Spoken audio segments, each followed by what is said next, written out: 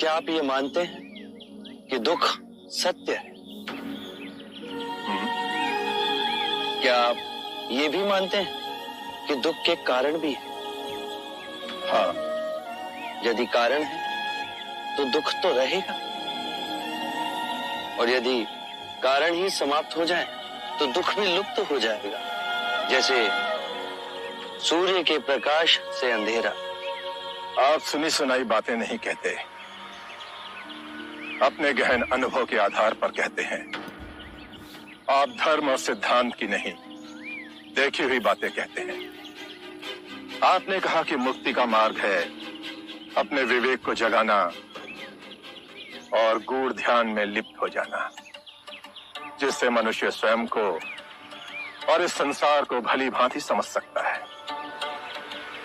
परंतु एक प्रश्न है, ये जो सारी विधियां हैं, रीतियां हैं, पूजा पाठ हैं, क्या ये सब व्यर्थ है?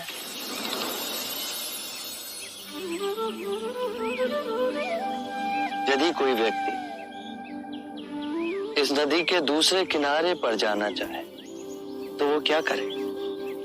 यदि जल गहरा नहीं है तो वो चलकर जा सकता है, और यदि जल गहरा है तो वो नाव की सहायता से जा सकता है या स्वयं तैरकर जा सकता है।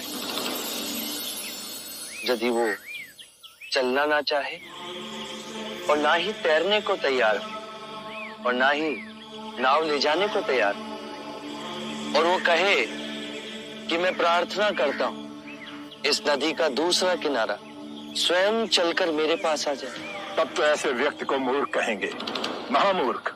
इसी प्रकार यदि व्यक्ति अज्ञान और भ्रांति को अपने विवेक से मिटाएगा नहीं तो परम आनंद और मुक्ति के दूसरे छोर पे कैसे पहुंच पाएगा?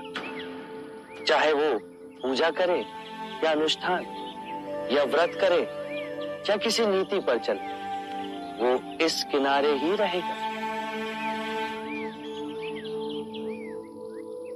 हमने सारे शास्त्रों को पढ़ा, उन पर व्याख्या की, परंतु जीवन के इतने जटिल सत्य को इतनी सरलता से किसी ने नहीं समझाया, किसी ने नहीं समझाया। आप इस भटकती मानवता को परम ज्ञान का मार्ग दिखाएंगे। आप करुणा के सागर हो। हे बुद्ध, आप हमें अपना अनुयायी स्वीकार करें। बुद्धं शरणं गच्छामि, धम्मं शरणं गच्छामि।